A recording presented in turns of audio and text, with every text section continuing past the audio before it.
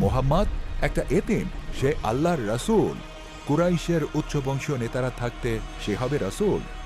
আমরা কি আমাদের পূর্বপুরুষদের ধর্ম ত্যাগ করব নাকি?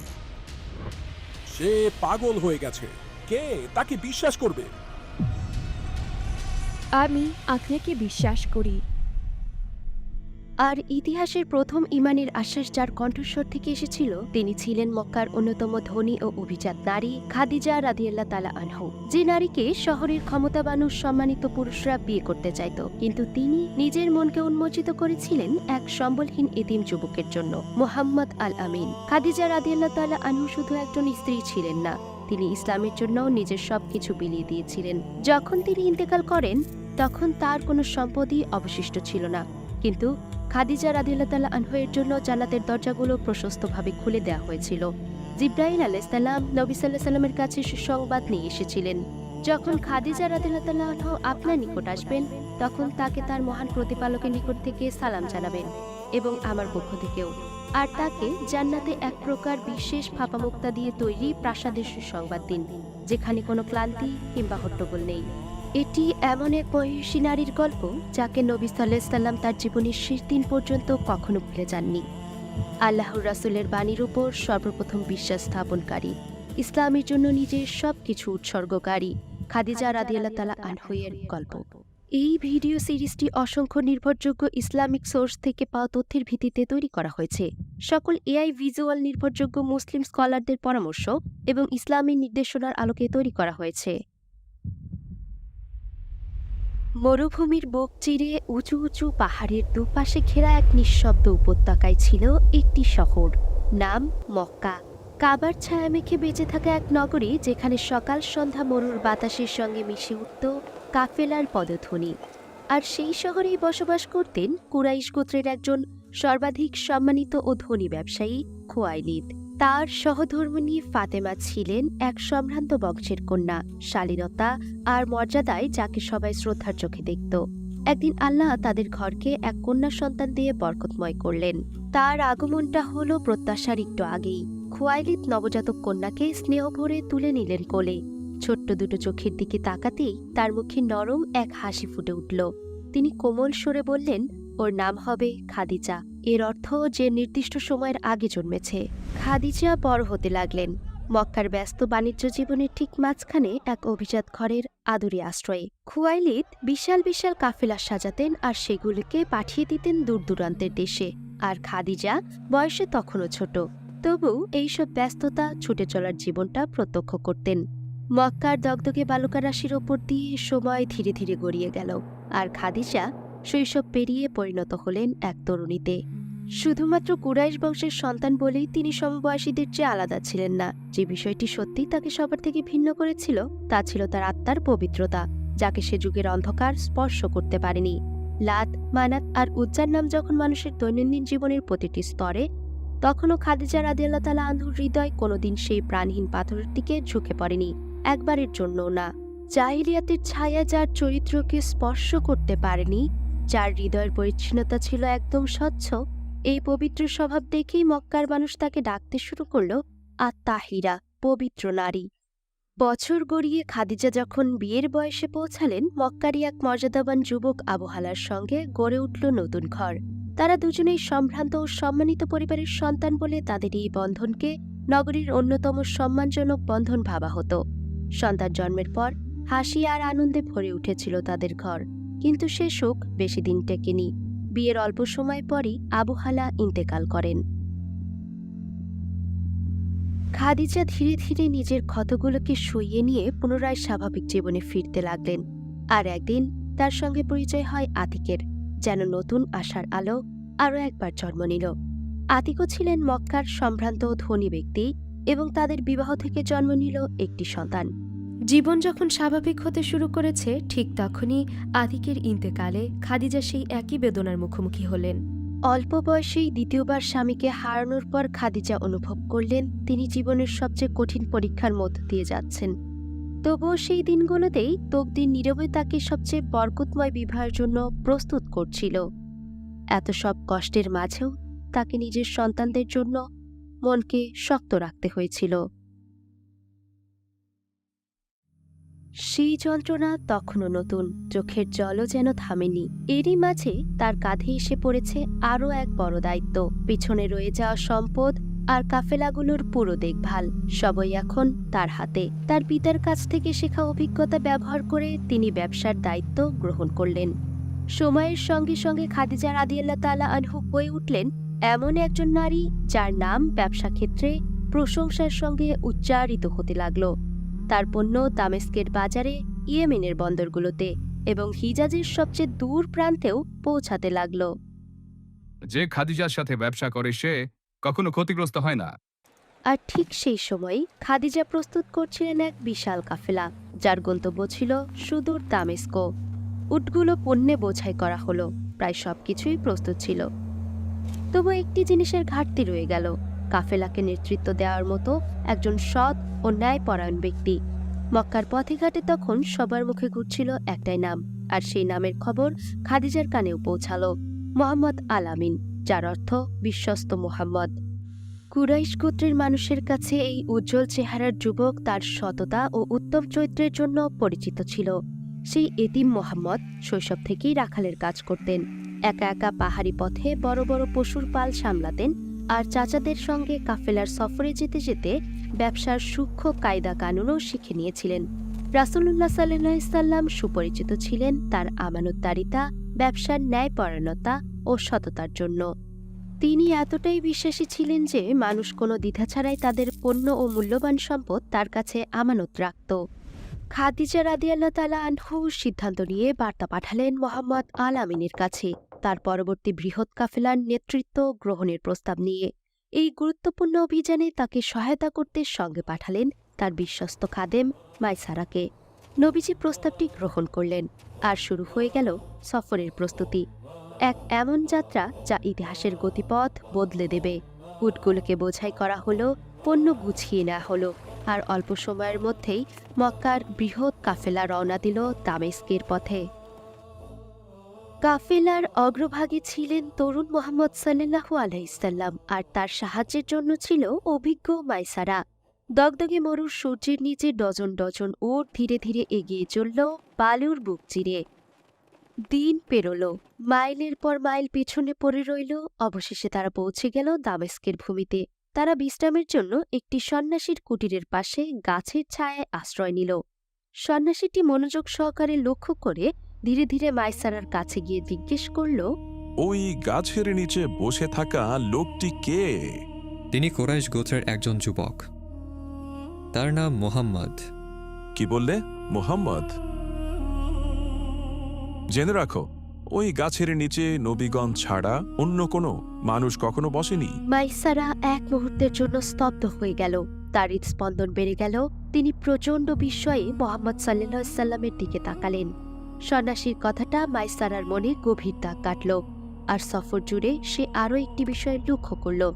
দুপুরে মরুর মাথার উপর সূর্য যখন আগুনের মতো জ্বলছিল, আকাশে দেখা দিল এক খণ্ড মেঘ। তরুণ মোহাম্মদ সাল্লাল্লাহু আলাইহি সাল্লাম উটের পিঠে এগিয়ে চলতেই সেই মেঘটাও তার সঙ্গেই চলল, ঠিক তার পথ অনুসরণ করে। মনে হচ্ছিল আলতো ছায়া আর শীতলতা দিতে সঙ্গে করেই তাকে পাঠানো হয়েছে। এরপর থেকে যতবারই মাইসারা তার দিকে তাকাত, তার মন শ্রদ্ধায় ভরে যেত। তারা মক্কায় ফিরে এলে আনন্দ আর উত্তেজনায় মাইসারার চোখে মুখে ফুটে ওঠে। খাদিজার সামনে দাঁড়িয়ে সে শুধু কাফেলার লাভের হিসাবই না, বরং তার দেখা সব কিছু সে খুলে বলল। মাইসারার কথাগুলো খাদিজার হৃদয়কে ছুঁয়ে গেল। তিনি ছিলেন মক্কার অন্যতম সম্মানিতা নারী, এজন্য ধনী ও প্রভাবশালী পরিবারগুলো পাল্লা দিয়ে তাকে বিয়ের প্রস্তাব পাঠাত।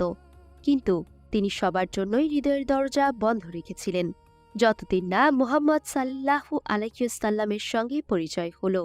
কারণ খাদিজা অবশেষে খুঁজে পেয়েছেন সেই বিশ্বাস আর সততা যা এতদিন ধরে খুঁজছিলেন। খাদিজা তার ঘনিষ্ঠ বান্ধবী নাফিসাকে পাঠালেন মোহাম্মদের কাছে, তার অন্তরের কথা পৌঁছে দিতে। নাফিসা সময় করে একদিন কথা বললেন, খাদিজা, আমি মোহাম্মদের সঙ্গে কথা বলেছি। আমি তাকে জিজ্ঞেস করেছি তুমি বিয়ে করছো না কেন। সে বলল, আমার সামর্থ্য নেই, আমার কাছে পর্যাপ্ত সম্পদ নেই। ঠিক তখনই আমি বুঝে গেলাম তোমাদের বিবাহে কোনো বাধাই নেই। তাই আমি বললাম, যদি সেই ব্যবস্থা হয়ে যায় আর যদি তোমাকে সৌন্দর্য, সম্পদ আর মর্যাদার অধিকারিণী একজন নারীর সঙ্গে বিয়ের প্রস্তাব দেয়া হয়, তুমি কি গ্রহণ করবে? সে বিস্ময়ে আমার দিকে তাকিয়ে জিজ্ঞেস করল, কে তিনি? আমি তোমার নাম বললাম, খুয়াইলিদের কন্যা খাদিজা। সে কিছুক্ষণ থেমে বিস্মিত কণ্ঠে বলল, এটা কিভাবে সম্ভব? আমি তাকে বললাম, সেটি আমার ওপর ছেড়ে দাও। এরপর সে বলল, তাহলে আমি রাজি। এই সুসংবাদ পাওয়ার পর নবীজি বিষয়টি চাচা আবু তালেবের সঙ্গে আলোচনা করলেন, যিনি শৈশব থেকে তাকে আগলে বড় করেছেন। তারপর আবু তালিব ও খাদিজার চাচা আমর ইবন আসাদের মধ্যে কথা হলো। আমার ভাইয়ের পুত্র মোহাম্মদ ইবনে আবদুল্লাহ সম্পর্কে তোমরা জেনে রাখো, কুরাইশের কোনো যুবকই তার সমতুল্য হতে পারে না। হে কুরাইশের লোকেরা, আমাদের পরিবারের পক্ষ থেকে আমি আনন্দের সঙ্গে এই বিবাহ গ্রহণ করছি। তোমরা সাক্ষী থাকো। আমি খুয়াইলিদের কন্যা খাদিজাকে মোহাম্মদ ইবনে আবদুল্লাহর সঙ্গে বিবাহ দিলাম। সেই মুহূর্তটি শুধু দুই হৃদয়ের নিছক মিলন ছিল না, এটি ছিল একটি উম্মার সূচনা। সেই দিন 40 বছর বয়সী খাদিজা এবং 25 বছর বয়সী মুহাম্মদ সাল্লাল্লাহু আলাইহি সাল্লাম এক ছাদের নিচে এক হলেন। মক্কার অভিজাত নারী আর মানুষের মধ্যে সবচেয়ে বিশ্বস্ত পুরুষ। কিন্তু এটি কোনো সাধারণ ঘর ছিল না, এ ছিল পৃথিবীর সবচেয়ে বরকতময় একটি পরিবার। এই দেয়ালগুলোর ভেতরেই একদিন ওহীর প্রথম আলো জ্বলে উঠবে। এই ঘরেই বেড়ে উঠবে ফাতেমা রাদিয়াল্লাহু তাআলা আনহু জান্নাতের সাইদা, আলী রাদিয়াল্লাহু তাআলা আনহু ইলমের দরজা এবং নবীর বরকতময় পরিবার। আর সেই দিন থেকেই এই ঘর থেকে জ্বলে ওঠা আলো ধীরে ধীরে পুরো বিশ্বকে আলোকিত করতে শুরু করবে। সে ঘরে পা রাখলেই মক্কার কোলাহল, লোভ আর অস্থিরতা সব যেন ধীরে ধীরে দূরে সরে যেত। রয়ে যেত শুধু শান্তি, শব্দে বর্ণনাতীত এমন এক প্রশান্তি। নবী সাল্লাল্লাহু আলাইহি সাল্লাম খাদিজার চোখের দিকে তাকাতেন আর গভীর মনোযোগে তার সব কথা শুনতেন। সিদ্ধান্তের মুহূর্তে তার সঙ্গে পরামর্শ করতেন, তার মতামতকে মূল্য দিতেন। খাদিজা ছিলেন তার প্রশান্তির আশ্রয়। আর খাদিজা, তিনি কখনো এমন স্ত্রী ছিলেন না যিনি খুঁত ধরেন, বিচার করেন কিংবা আঘাত দেন। তিনি ছিলেন সেই কোমল হৃদয় যিনি দয়ার আবরণে তাকে ঘিরে রাখতেন, সবসময় তার পাশে থাকতেন। সময় এগুতে লাগল এবং সেই বরকতময় ঘর আবারও আনন্দে ভরে উঠল। খাদিজা রাদিয়াল্লাহু তাআলা আনহু তার প্রথম সন্তান ছোট্ট কাসিমকে কোলে নিলেন। নবী সাল্লাল্লাহু আলাইহি সাল্লামের চোখে পিতৃত্বের আনন্দ দেখে তার হৃদয় গভীর ও কোমল এক শান্তিতে ভরে উঠল। সেদিন থেকে মক্কার মানুষ নবী সাল্লাল্লাহু আলাইহি সাল্লামকে ডাকতে শুরু করল আবু আল কাসিম নামে, অর্থাৎ কাসিমের পিতা। কিন্তু তাদের আনন্দ বেশিদিন স্থায়ী হল না। তারা একসঙ্গে খুব বেশি সময় কাটানোর আগেই জন্মের মাত্র কয়েক বছর পর কাসিম ইন্তেকাল করলেন। খাদিজার জন্য এটি ছিল ভাষার অতীত এক যন্ত্রণা। তার প্রিয় সন্তান তার কোলে নেই। তিনি তার সন্তানের গন্ধ নিতে পারছিলেন না। তিনি আর তার বুকের উষ্ণতা অনুভব করতে পারছিলেন না। একজন মায়ের জন্য সন্তানের মৃত্যুর কষ্ট সহ্য করার চেয়ে কঠিন আর কিছুই নেই। নবীজি তার প্রিয় সন্তানকে কবরস্থ করার পর নিজেও সেই যন্ত্রণা অনুভব করলেন। কিন্তু দুঃখের গল্প এখানেই থামেনি। কাসিমের পর পরবর্তী বছরগুলোতে যেসব পুত্র সন্তান তাদের ঘরে এসেছিল, তারাও একে একে চলে গেল। খাদিজার বুকের ভেতর সেই ব্যথা আরও গভীর হয়ে রয়ে গেল। অনেক সময় চোখের জল ধরে রাখতে না পেরে তিনি রাসূল সাল্লাল্লাহু আলাইহি সাল্লামকে জিজ্ঞেস করতেন, হে আল্লাহ রাসূল, তারা এখন কোথায়? আর অশ্রুসিক্ত নয়নে নবী সাল্লাল্লাহু আলাইহি সাল্লাম উত্তর দিতেন, তারা জান্নাতে রয়েছে। একের পর এক সন্তান হারানো, একটির পর একটি ছোট্ট জানাজা, শেষবারের মতো নিজের সন্তানকে কোলে নেওয়া, নিজের শিশুকে শেষবারের মতো বুকে জড়িয়ে ধরা, তার সুন্দর মুখের দিকে তাকানো। একজন মায়ের জন্য এর চেয়ে বড় যন্ত্রণা আর কি হতে পারে? এটি ছিল বর্ণনাতীত, হৃদয় বিদীর্ণ করা এক যন্ত্রণা। কত মানুষই না এই পরীক্ষার মধ্যে দিয়ে যায় এবং এই যন্ত্রণা এত গভীর হয় যে এই বিশাল পৃথিবীও তাদের কাছে সংকীর্ণ মনে হয়। হৃদয়ের এই শূন্যতা দুনিয়ার কোনো কিছু দিয়েই পূরণ হয় না। কিন্তু এমন মুহূর্তেই আল্লাহর প্রতিশ্রুতি সবচেয়ে বড় শক্তিতে পরিণত হয়। যা হারিয়েছে তা চিরতরে হারায়নি, বরং তারা অন্য এক জগতে চলে গেছে। সেখানে ছোট্ট শিশুরা জান্নাতের পাখির মতো এক উত্তম স্থানে শান্তিতে বসবাস করছে। আর একদিন এই বিচ্ছেদ মিলনে পরিণত হবে। এই বিশ্বাস হৃদয়ের যন্ত্রণাকে হালকা করে দেয়। হ্যাঁ, এই দুনিয়াতে বিচ্ছেদ হলেও চিরস্থায়ী আবাসে হবে মিলন, আর কখনো বিচ্ছেদ হবে না সেখানে। আর তাই চোখের জল হয়তো পুরোপুরি শুকায় না, কিন্তু অন্তরে আশার আলো জ্বলে ওঠে। তবে এসবের মাঝেও একই প্রশ্ন মনে আসে, কিন্তু আমার সঙ্গেই কেন? অথচ আমাদের রব বলেন, তোমরা কি এমন ধারণা পোষণ করো যে তোমরা জান্নাতে সহজেই প্রবেশ করবে, অথচ তোমাদের কাছে পরীক্ষা আসবে না? সেই মুহূর্তে যেন সব কিছু পরিষ্কার হয়ে যায়। এই পথ আমাদের পূর্বে আরও অনেকে হেঁটে গিয়েছে, আর সবচেয়ে বেশি আল্লাহর প্রিয় বান্দা মুহাম্মদ আর তার বিশ্বস্ত স্ত্রী খাদিজা। তারা আমাদের দেখিয়ে দিয়েছেন, সন্তান হারিয়ে হৃদয় যখন চূর্ণ হয়, তখনও একটি রূহ তার রবের কাছে সম্পূর্ণভাবে সঁপে দিতে পারে। তার পবিত্র চোখ থেকে ঝরে পড়া অশ্রু হয়ে উঠেছিল সবচেয়ে স্পষ্ট প্রমাণ যে আপনার অশ্রু স্বাভাবিক। এটি মানব স্বভাবেরই একটি অংশ। তাদের জীবন ছিল জীবন্ত প্রমাণ যে গভীরতম যন্ত্রণাতেও মানুষের ঈমান মজবুত থাকতে পারে।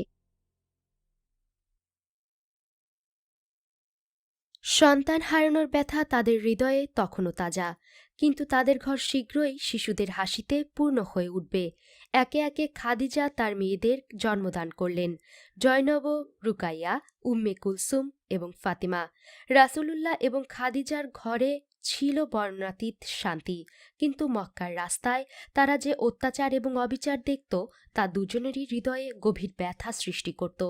খাদিজায়ের হৃদয়ে এসব দেখে কাঁদত, কিন্তু মুহাম্মদের হৃদয় আরও গভীরভাবে আহত হতো। মক্কার ঠিক বাইরে নূর পাহাড়ের ঢালে একটি ছোট্ট গুহা ছিল, হেরা, শহরের কোলাহল থেকে দূরে। এই স্থানটি ছিল নীরব এবং শান্তিপূর্ণ। আর জাহেলিয়াতের সেই দিনগুলোতে নবীর হৃদয় যখন পৃথিবীর নিষ্ঠুরতায় ভারাক্রান্ত হয়ে পড়ত, তিনি হীরা গুহায় আশ্রয় নিতেন। খাদিজা রাদিয়াল্লাহু তাআলা আনহু কখনো অভিযোগ করেননি, কখনো প্রশ্ন করেননি। তিনি শুধু ধৈর্যের সাথে অপেক্ষা করতেন, নীরবতার মধ্যে। মক্কার সেই মহিষী নারী প্রচণ্ড রোদের মধ্যে হীরা গুহার খাড়া পাথুরে পথ অতিক্রম করছিলেন। তার মাথার উপরে সূর্যের প্রচণ্ড উত্তাপ, পাথুরে রাস্তা তার পায়ে ক্ষত তৈরি করলেও তার হাতে তিনি তার প্রিয় স্বামীর জন্য পানি এবং খাবার বহন করছিলেন। তার ক্লান্ত প্রতিটি পদক্ষেপ যেন তিনি পাহাড়ে অবস্থানরত সেই বরকতময় সঙ্গীকে বলছিলেন, আপনি একা নন, আমি আপনার সঙ্গে আছি। পথ চলতে চলতে তিনি হাঁপিয়ে উঠলেও একটি বিষয় তার সমস্ত ক্লান্তি ভুলিয়ে দেয়, আর তা ছিল তার স্বামীর জন্য হৃদয়ে রাখা গভীর ভালোবাসা এবং স্নেহ। দিন যেতে যেতে খাদিজা তার স্বামীর চোখে মুখে কিছু পরিবর্তন লক্ষ্য করতে শুরু করলেন। নবীজির বয়স যখন ৩৮ বছর, তখন তিনি বুঝলেন যে তার স্বামী কখনো কখনো গভীর চিন্তায় ডুবে যেতেন। তারপর একদিন তারা যখন ঘরেই ছিলেন, হঠাৎ এমন কিছু ঘটল যা ছিল একেবারেই অসাধারণ। একটি অবয়ব মুহাম্মদ সাল্লাল্লাহু আলাইহি ওয়াসাল্লামের কাছে উপস্থিত হল। খাদিজা নবীজির মুখের পরিবর্তন লক্ষ্য করলেন, তাকে আলিঙ্গন করলেন। তারপর তিনি তার মাথার চাদর সরিয়ে জিজ্ঞাসা করলেন, এখনো কি সেটি দেখছেন? যখন রাসূল সাল্লাল্লাহু আলাইহি সাল্লাম উত্তর দিলেন না, খাদিজা মুখের চিন্তা অদৃশ্য হয়ে গেল এবং তার উদ্বেগ যেন গভীর প্রশান্তিতে রূপান্তরিত হল। এটি শয়তান নয়, এটি একজন ফেরেশতা। এভাবেই দিন আর মাস কেটে যাচ্ছিল। খাদিজা যখন অন্যান্য ঘটনাগুলো একে একে স্বামীর কাছ থেকে শুনছিলেন, তখন তার হৃদয়ে গভীর শ্রদ্ধা জন্ম নেয়, কারণ তিনি জানতেন যে তার স্বামী যার মধ্য দিয়ে যাচ্ছিল তা কোনো সাধারণ ঘটনা নয়। অবশেষে ৬১০ খ্রিস্টাব্দ এলো। আকাশজুড়ে নক্ষত্রগুলো যেন ঝুলেছিল প্রদীপের মতো আলো ছড়িয়ে। মুহাম্মদ সাল্লাল্লাহু আলাইহি সাল্লাম আবারও একা হেরা গুহায়। চারিদিকে রাতের গভীর অন্ধকার, আর পাহাড় দাঁড়িয়েছিল নীরবে, রবের দিকে মুখ করে বিনীত এক সিজদার মতো। হ্যাঁ, যে মুহূর্তের অপেক্ষা শত শত বছর ধরে ছিল, অবশেষে সে মুহূর্ত এসে পৌঁছালো। মনে হচ্ছিল গোটা বিশ্বজগৎ নিঃশ্বাস আটকে আছে, আর আসমান যেন অপেক্ষা করছে সেই প্রথম শব্দটির জন্য। ঠিক তখনই নীরবতা ভেঙে এক কণ্ঠ এলো, পড়ুন। আল্লাহর নবী সাল্লাল্লাহু আলাইহি সাল্লাম কাপা কণ্ঠে উত্তর দিলেন, আমি পড়তে জানি না। সেই কণ্ঠটি তাকে শক্তভাবে আলিঙ্গন করল এবং আবার বলল, পড়ুন। মনে হচ্ছিল পাহাড়গুলো নবী সাল্লাল্লাহু আলাইহি সাল্লামের কাঁধের উপর রাখা হয়েছে। তার দেহ কাঁপতে লাগলো, শ্বাস ছোট হয়ে এলো। এমন সময় সেই কণ্ঠস্বর বলল, পড়ুন আপনার রবের নামে, যিনি সৃষ্টি করেছেন মানুষকে জমাট বাঁধা রক্তপিণ্ড হতে। পড়ুন আর আপনার রব মহামহিমান্বিত, যিনি শিক্ষা দিয়েছেন কলম দিয়ে, শিক্ষা দিয়েছেন মানুষকে যা সে জানত না। এই শব্দগুলো যা আল্লাহর নবী সাল্লাল্লাহু আলাইহি সাল্লাম কাঁপতে থাকা ঠোঁট দিয়ে পুনরায় বললেন, তার হৃদয়ে গেঁথে গেল। তারপর জিব্রাইল চলে গেলেন। গুহা আবার নীরব হয়ে উঠল, তবে তা আগের নীরবতার মতো ছিল না। সেই দিন নবী সাল্লাল্লাহু আলাইহি সাল্লাম হেরা থেকে নেমে এলেন। তিনিও আর আগের মতো ছিলেন না। তার মুখ ভয়ার্ত ছিল, হৃদয় দারুণভাবে ধরফর করছিল। তিনি যখন পাহাড় থেকে তাড়াতাড়ি নামছিলেন, তার পা পাথরের উপর পিছলে যাচ্ছিল। তিনি কাঁপছিলেন, যা দেখেছেন তাতে বিস্মিত ছিলেন। তার একমাত্র ইচ্ছা ছিল ঘরে পৌঁছানো, খাদিজার কাছে পৌঁছানো। তিনি শ্বাস নিতে কষ্ট পাচ্ছিলেন। যখন তিনি ভেতরে এলেন, খাদিজা তাকে দেখলেন। এমনভাবে ঘরে ঢুকলেন যেন তিনি কিছু থেকে পালিয়ে বেড়াচ্ছেন। কাপা কণ্ঠস্বরে তিনি বললেন, আমাকে চাদর দিয়ে ঢেকে দাও, আমাকে ঢেকে দাও। এক মুহূর্তও দেরি না করে খাদিজা রাদিয়াল্লাহু তাআলা আনহু তার কাছে ছুটে গেলেন, তাকে জড়িয়ে ধরলেন এবং ঢেকে দিলেন।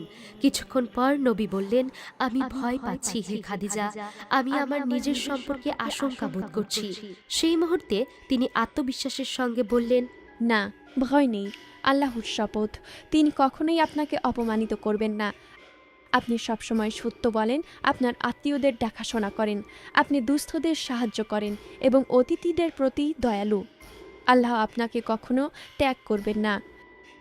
খাদিজা সময় নষ্ট করলেন না। তিনি তাকে নিয়ে গেলেন তার চাচাতো ভাই ওরাকা ইবন নওফেল এর কাছে। ওরাকা একজন বুজুর্গ ব্যক্তি ছিলেন। তার চুল সাদা হয়ে গেছে এবং চোখে স্পষ্ট দেখতে পেতেন না, তবে তিনি একজন জ্ঞানী এবং গভীর অন্তর্দৃষ্টি সম্পন্ন মানুষ ছিলেন। তিনি তার জীবন অতিবাহিত করেছেন বিভিন্ন ধর্মগ্রন্থ অধ্যয়ন করে, তাওরাত, ইনজিল এবং শেষ নবীর আগমনের জন্য অপেক্ষা করছিলেন। আল্লাহর নবী সাল্লাল্লাহু আলাইহি সাল্লাম তাকে যা ঘটেছে সব জানালেন।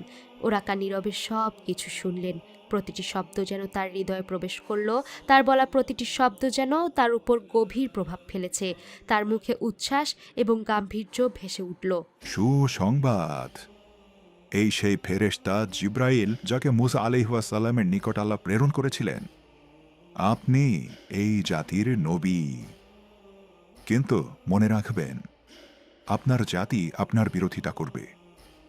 তারা আপনাকে আপনার মাতৃভূমি ছেড়ে যেতে বাধ্য করবে। এরপর আর কিছুই আগের মতো থাকবে না।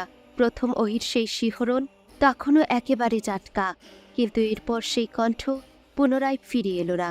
আল্লাহর রাসূল গভীর উদ্বিগ্ন হয়ে পড়লেন। অপেক্ষার সেই দিনগুলোতে খাদিজাই ছিলেন তার সবচেয়ে বড় শক্তি। আর তারপর এক রাতে অবশেষে অপেক্ষার পালা শেষ হলো। আবারও ওহী নাজিল হলো আল্লাহর রাসূলের নিকট। জিব্রাইল আলাইহিস সালাম আবির্ভূত হলেন। আলোয় ভরা গভীর ও মহিমান্বিত এক উপস্থিতি। এবার নির্দেশ ছিল স্পষ্ট, হে বস্ত্রাবৃত ব্যক্তি, উঠুন, অতঃপর সতর্ক করুন, আর আপনার রবের শ্রেষ্ঠত্ব ঘোষণা করুন, আর আপনার পরিচ্ছদ পবিত্র করুন, আর শিরক পরিহার করে চলুন, আর বেশি পাওয়ার প্রত্যাশায় দান করবেন না, আর আপনার রবের জন্যই ধৈর্য ধারণ করুন। নবুয়তের মিশন এখন শুরু হয়ে গেছে। হেরায় যে ওহির সূচনা হয়েছিল তা এবার এগোবে আরও বড় এক আদেশ নিয়ে, মানুষকে সত্যের দিকে ডাকতে, রহমতের দিকে ডাকতে, আর একমাত্র রবের ইবাদতের দিকে ডাকতে। রাসূলুল্লাহ সাল্লাল্লাহু আলাইহি সাল্লাম উঠে দাঁড়ালেন। খাদিজা তার দিকে তাকিয়ে দেখলেন চেহারায় চাপা এক গভীর উত্তেজনা। তিনি কাছে এসে নরম স্বরে জিজ্ঞেস করলেন, হে কাশিমের পিতা, আপনি ঘুমাচ্ছেন না কেন? হে খাদিজা, ঘুম আর বিশ্রামের সময় পেরিয়ে গেছে। জিব্রাইল আবার আমার কাছে এসেছেন। তিনি বলেছেন, মানুষদের কাছে আল্লাহর আদেশ পৌঁছে দিন। ইয়া রাসূলুল্লাহ, আপনার রব আপনাকে কি আদেশ করেছেন? আমার রব আমাকে তার বার্তা পৌঁছে দিতে বলেছেন, মানুষকে সত্যের দিকে ডাকতে বলেছেন। কিন্তু কে আমাকে বিশ্বাস করবে? ঠিক তখনই ঘরের ভেতর নেমে এলো এক গভীর নীরবতা। খাদিজার হৃদয় যেন তার হৃদয়ের সঙ্গেই ধরফর করে উঠল। চোখ ভিজে গেল অশ্রুতে। অনেক বছর আগে সবাই যে সম্পদের পেছনে ছুটছিল, খাদিজা তা বেছে নেননি। তিনি বেছে নিয়েছিলেন রাসূলুল্লাহের বিশ্বস্ত হৃদয়কে। আর প্রথম ওহির রাতের সেই কণ্ঠস্বর আজও তার কানে বাজে, আমাকে ঢেকে দাও, আমাকে ঢেকে দাও। এখন সেই সব কিছু মিলেমিশে তার হৃদয়ে একটাই বাক্যের রূপ নিল, সবাইকে শেখানোর আগে ইয়া রাসূলাল্লাহ, আপনি আমাকে আল্লাহর সত্য ধর্ম শেখান, কারণ আমি আপনাকে বিশ্বাস করি। আর সেই মুহূর্তে ইতিহাসেই ইমানের প্রথম কণ্ঠস্বর উঠে এলো খাদিজার কাছ থেকে। এটা শুধু একজন স্ত্রীর কথা ছিল না, বরং এ ছিল একটি পুরো উম্মায়ের জন্য জন্মের সূচনা। রাসূলুল্লাহ তার রবের কাছ থেকে পাওয়া আমানত সবার আগে তুলে দিলেন সেই মানুষের হাতে যাকে তিনি সবচেয়ে বেশি বিশ্বাস করতেন। ইতিহাসে ইমানের প্রথম কণ্ঠস্বর শোনা গেল খাদিজার ঘর থেকেই। খাদিজা হলেন প্রথম মুমিন, উম্মার প্রথম ব্যক্তি। আর সেই দিন এক ঘরের ভেতর উচ্চারিত আমি বিশ্বাস করি ধীরে ধীরে ছড়িয়ে পড়ে পরিণত হলো কোটি কোটি মানুষের ইমানে। আমরা এমন একটা প্রজেক্ট শুরু করেছি যেটা আগে কখনো করা হয়নি। নির্ভরযোগ্য উৎস থেকে নেওয়া 100+ রেফারেন্স আর AI এর সাহায্যে আমরা শিশুদের জন্য তৈরি করছি একেবারে ইউনিক সিরা সিরিজ। আপনি জানেন, আজ দুঃখজনকভাবে নিষ্পাপ মনগুলো চারিদিকে হলিউডের ভুয়া রোল মডেল দিয়ে ঘেরা। আমরা চাই আমাদের সন্তানরা বড় হোক সবচেয়ে মহান আদর্শে অনুপ্রাণিত হয়ে, রাসূলুল্লাহের পথে চলার প্রেরণা নিয়ে। এই সিরিজটি মূলত তুর্কি ও ইংরেজি ভাষায় তৈরি হবে, যা সারা বিশ্বের লক্ষ লক্ষ শিশুর হৃদয় স্পর্শ করবে। কিন্তু এই কাজের পেছনে থাকা AI, ডাবিং, এডিটিং সবকিছুর খরচ খুবই বেশি। তবু আমরা বিশ্বাস করি এটা হবে উম্মার জন্য এক বড় বরকত ও সদকায়ে জারিয়ার সুযোগ। আপনি যদি এই নেক কাজে সহযোগিতা করতে চান অথবা কোনো নির্দিষ্ট এপিসোড স্পন্সর করতে চান, তাহলে হোয়াটসঅ্যাপে আমাদের সাথে যোগাযোগ করতে পারেন।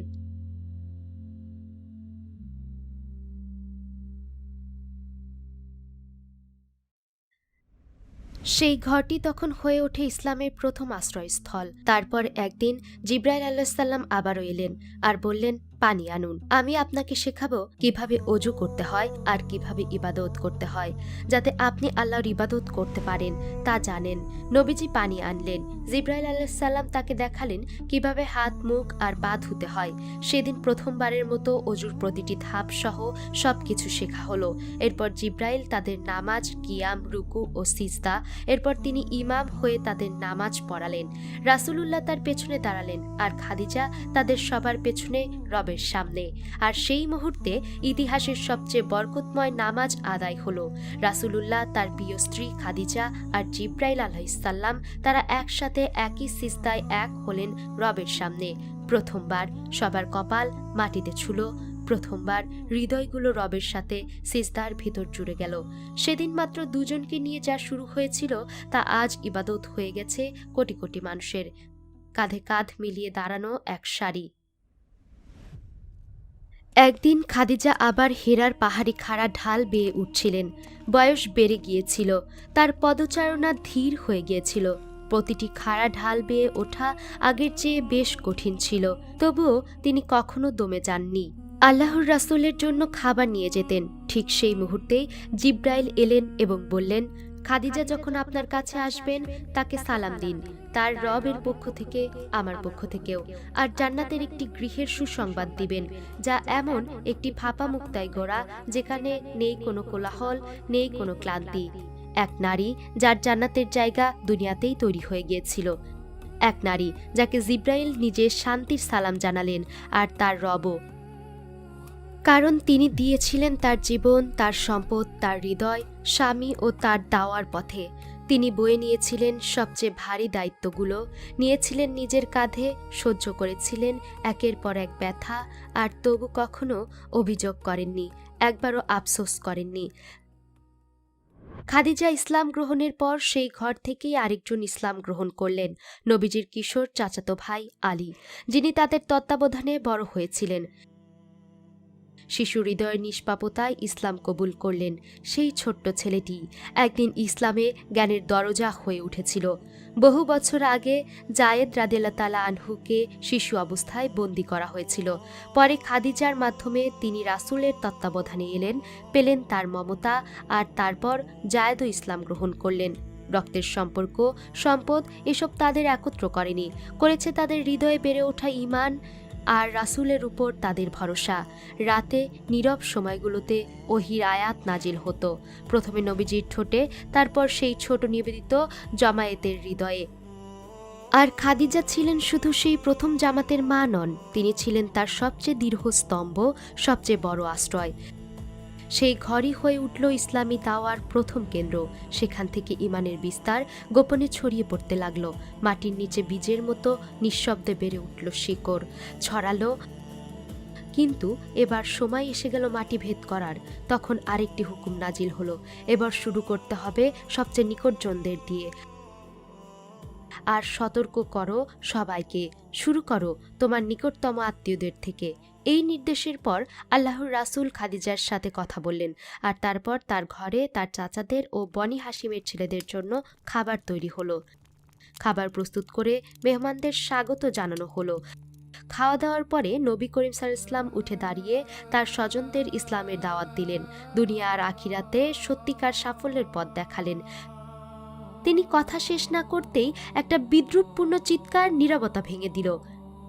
সে ছিল তারই চাচা আবুল আহাব। সে দাওয়াকে ঠাট্টা করল, সুসংবাদকে তুচ্ছ করল, আর কঠিন কথায় সেই আলো নিভিয়ে দিতে চাইল। তারপর একে একে সবাই উঠে চলে গেল, আর খাবার যেমনটা ছিল তেমনই পড়ে রইল।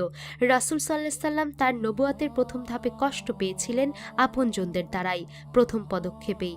আর সেই মুহূর্তেই তিনি বুঝে গেলেন এই পথের সবচেয়ে কঠিন পরীক্ষা আসবে তাদের হাতেই, যারা তার সবচেয়ে কাছের মানুষ।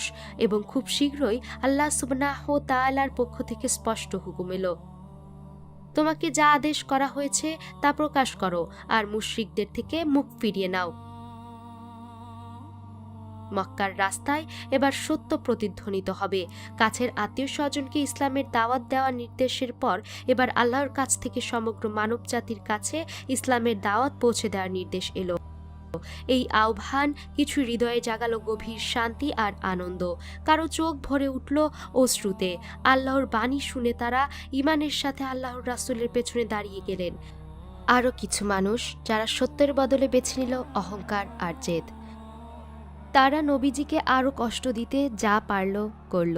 তাদের কেউ কেউ আস ইবন ওয়াইলের মতো, আর আবু জাহেল আরও এগিয়ে গিয়ে বলল, মুহাম্মাদের বংশধারা তো শেষ হয়ে গেছে, তার বংশধারা রক্ষা করার জন্য কোনো পুত্র সন্তান নেই।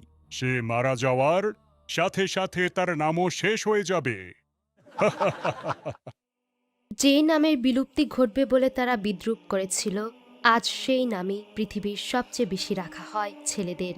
তারা বলেছিল তার বংশ শেষ হয়ে যাবে, কিন্তু আজ তার নাম প্রতিদিন আকাশে বাতাসে ধ্বনিত হয়, আজান আর অগণিত দোয়ায়। আল্লাহ কখনো তার রাসূলকে সাহায্য ও সান্ত্বনা থেকে বঞ্চিত করেননি। এই অপবাদগুলোর পর তিনি নাজিল করলেন সূরা আল কাউসার, এবং এই আয়াত দিয়ে নবীজিকে সান্ত্বনা দিলেন, নিশ্চয়ই আমি তোমাকে দান করেছি আল কাউসার, সুতরাং তুমি শুধু তোমার রবের জন্য নামাজ পড়ো ও কোরবানি করো, নিশ্চয়ই তোমার শত্রুই তো নির্বংশ।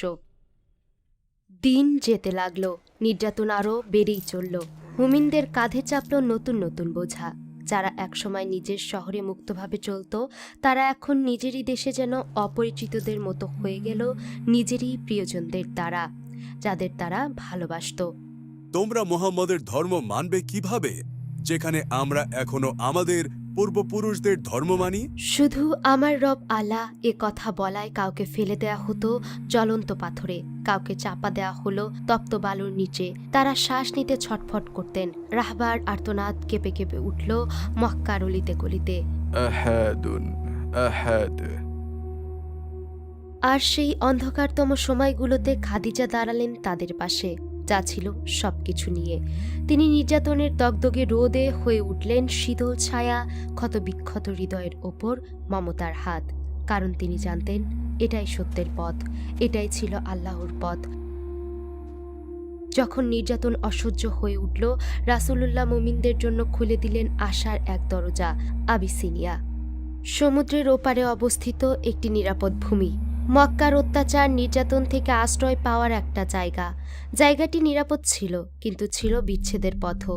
খাদিজার জন্য এ ছিল এক নতুন পরীক্ষা, কারণ তার প্রিয় কন্যা রুকাইয়া সেই ছোট দলটির সাথেই যাচ্ছিলেন। নবীজি রুকাইয়াকে আর তার স্বামী উসমান ইবন আফফানকে বলেছিলেন প্রথম হিজরতকারী কাফেলায় যোগ দিতে। আর খাদিজা এক মা, যিনি শিশুকালে সন্তান হারিয়েছেন, এবারও আরেক সন্তানকে বিদায় দিতে হলো। জানতেন না আর কখনো দেখা হবে কিনা। কুরাইশরা ছিল নির্দয়, আর যাত্রা ছিল আবিসিনিয়ার দিকে, যা ছিল এক দূরবর্তী ভূমি, মক্কা থেকে কয়েকদিন, হয়তো কয়েক সপ্তাহ দূরে মক্কা থেকে। শেষবার মেয়েকে বুকে জড়িয়ে তার গন্ধ টেনে নিতে নিতে তার হৃদয়ে কি চলছিল তা শুধু আল্লাহ জানেন। একদিকে ছিল নিরাপদ থাকার স্বস্তি, আর একদিকে ছিল আর কখনো না দেখার হাহাকার। অন্যদিকে কুরাইশদের ঘৃণা এতটাই তীব্র হয়ে উঠেছিল যে তারা সবচেয়ে নিষ্ঠুর পন্থা বেছে নিল, মুসলিমদের সমাজ থেকে একেবারে আলাদা করে দিল।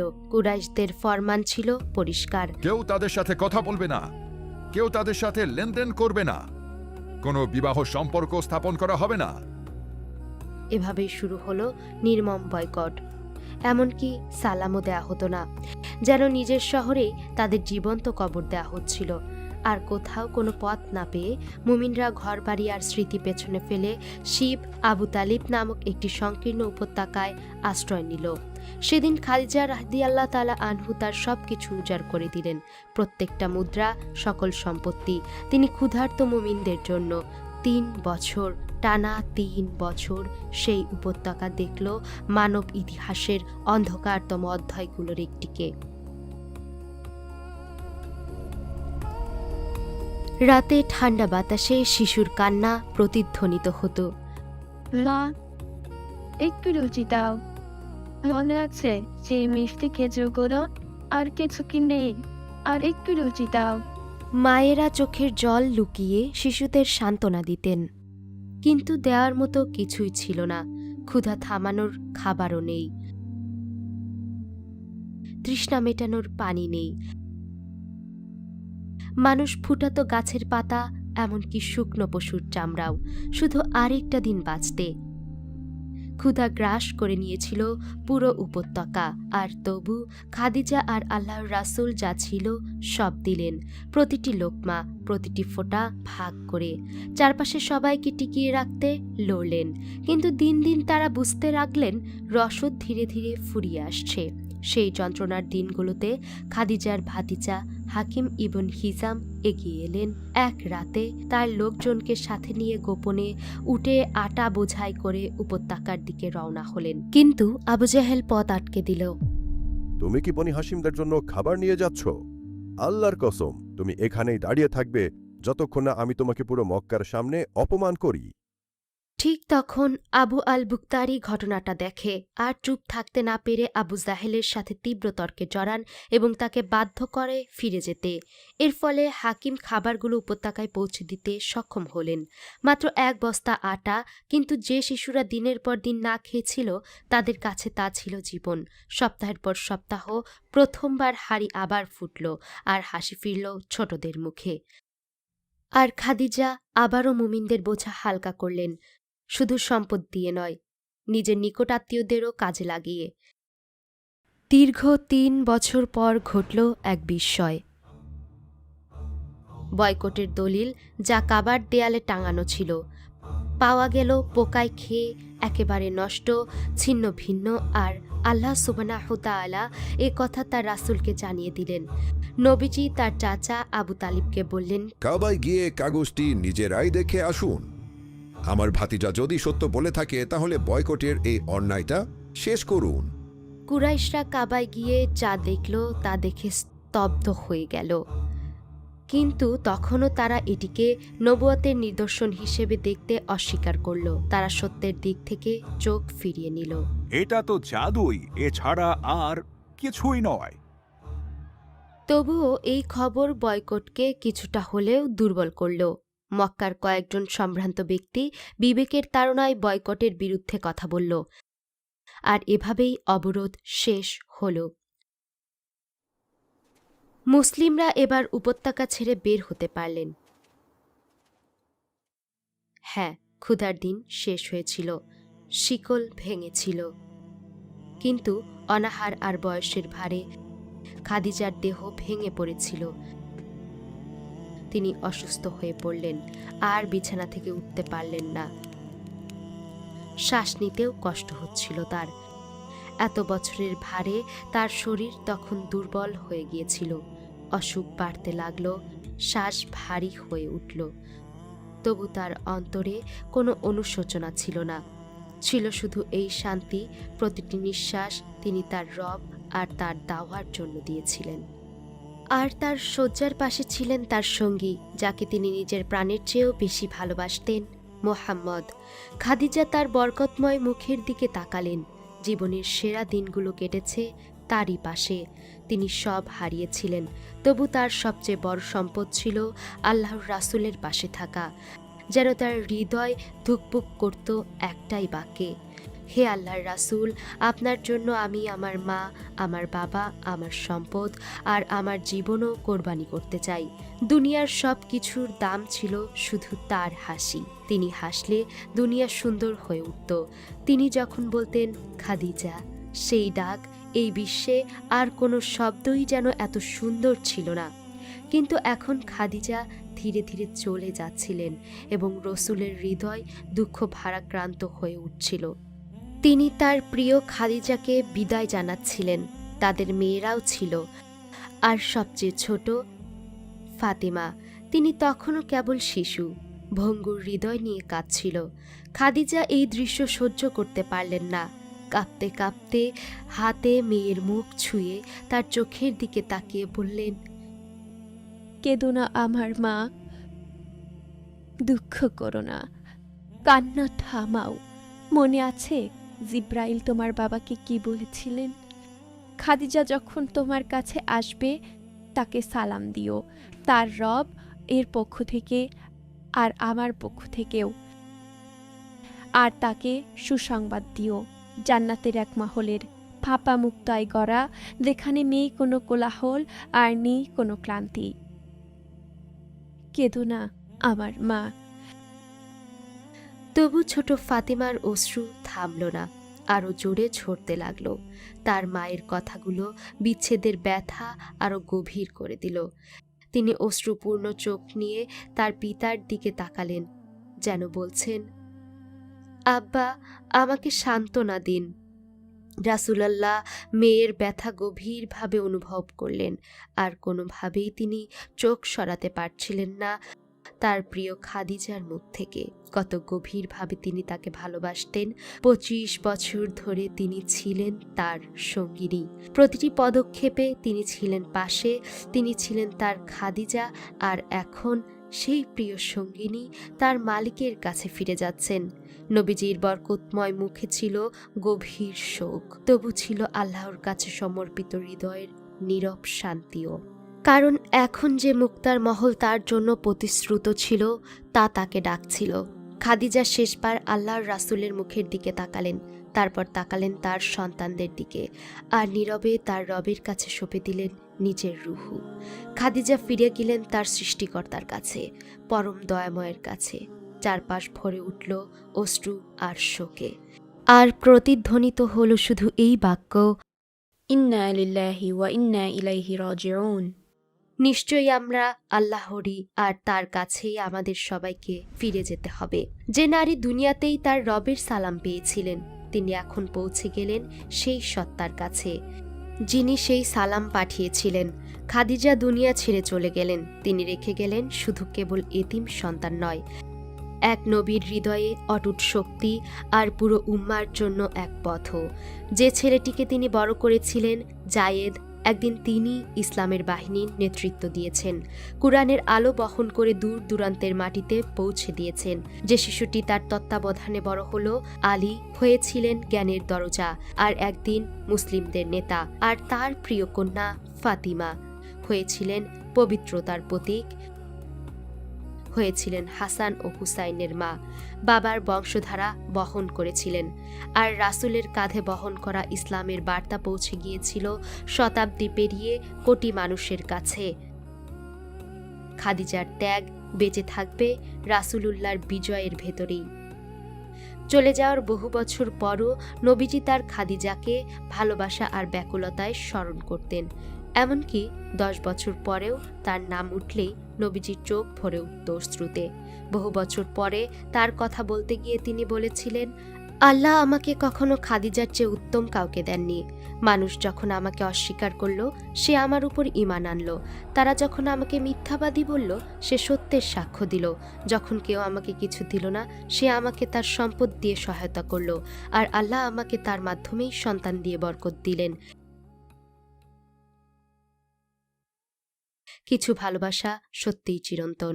খাদিজা রাদিয়াল্লাহু তাআলা আনহু তার রবের কাছে ফিরে যাওয়া মানে সবকিছু শেষ হওয়া নয়, বরং এক অনন্ত পুনর্মিলনের শুরু।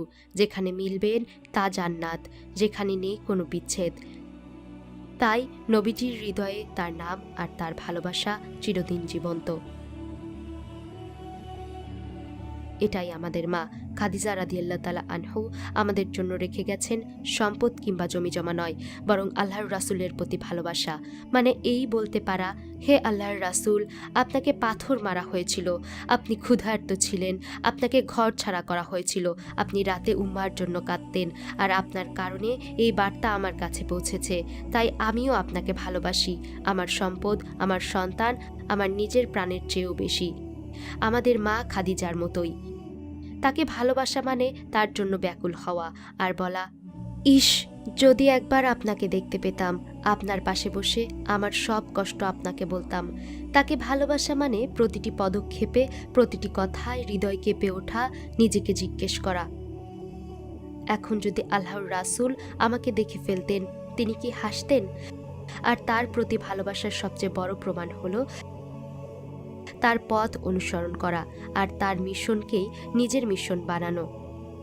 কারণ তার সুন্নাহ, তার বরকতময় পথ শেষ যুগে পথ হারানো মানবতার জন্য এক নির্ভুল দিশারি। রাসূলুল্লাহকে ভালোবাসা মানে তার সুন্নাহ দিয়ে নিজের জীবন সুন্দর করা। মনে রাখবেন, আল্লাহর সন্তুষ্টির একমাত্র পথ হলো তার রাসূলের পদাঙ্ক অনুসরণ করা। এবার আপনার পালা। আমাদের মা খাদিজার সবচেয়ে বড় সাহস ছিল আল্লাহর রাসূলকে অনুসরণ করা, আর যখন সবাই থমকে ছিল তখন প্রথম পদক্ষেপ নেওয়া। আর আজ সেই সাহস আপনার হৃদয়ে রেখে যায় এক প্রশ্ন, আমার প্রথম পদক্ষেপ কি হবে? হতে পারে আপনার প্রথম পদক্ষেপ আপনার হিজাব, আয়নার সামনে দাঁড়িয়ে রবকে যে প্রতিশ্রুতি করেছিলেন তা রাখা আর নিজেকে বলা, এবার আমি করবই। অথবা হয়তো আপনার প্রথম পদক্ষেপ হতে পারে সালাত, সেই সাক্ষাৎ যা বোঝা মনে হয়, কিন্তু যখন কপাল মাটিতে লাগে যেন সব কিছু নীরব হয়ে যায়।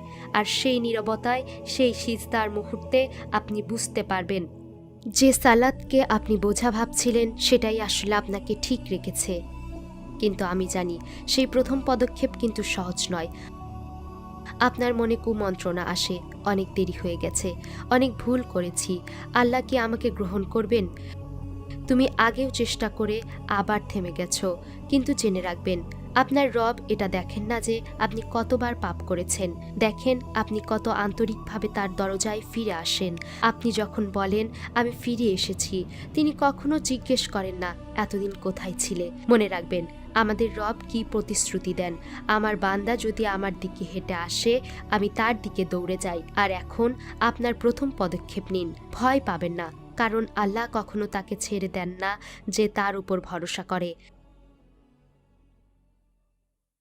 হ্যাঁ, খাদিজার গল্প এখানেই শেষ, কিন্তু এই যাত্রা চলতেই থাকবে ইনশাল্লাহ।